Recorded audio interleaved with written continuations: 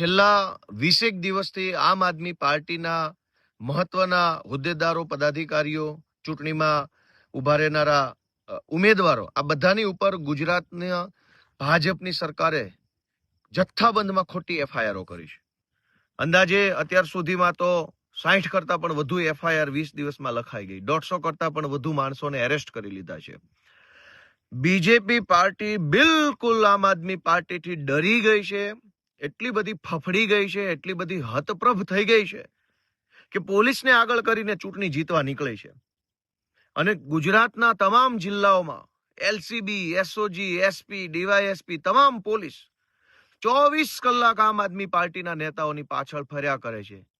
ક્યાં રહ્યો છો, શું ખાઓ છો, શું પીવો છો, મોબાઈલમાં શું છે, લેપટોપમાં શું છે, કોમ્પ્યુટરમાં કયો ડેટા છે, ઉમેદવાર કોણ છે, મોબાઈલ નંબર શું છે. આખા ગુજરાતની પોલીસને આમ આદમી પાર્ટી પાછળ ભાજપે લગાવી છે.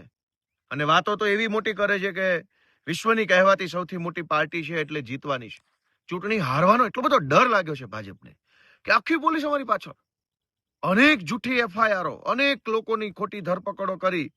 માનનીય અરવિંદ કેજરીવાલજીએ એક પત્ર લખ્યો ગુજરાતના મુખ્યમંત્રીને ગઈકાલે કે તમારા રાજ્યની અંદર તમારી પોલીસ જનતાની સુરક્ષા બુટલેગર ભરોસે છોડીને, ગુંડા ભરોસે જનતાને છોડીને આખી પોલીસ આમ આદમી પાર્ટી પાછળ લાગી છે. તો અરવિંદ કેજરીવાલે ગુજરાતના મુખ્યમંત્રીને મળવાનો સમય માંગ્યો. ત્યાં તો આખી ભાજપ પાર્ટીએ ઉપાડો લીધો અને જેમ ફાવે તેમ વિરોધ કરી રહ્યા છે.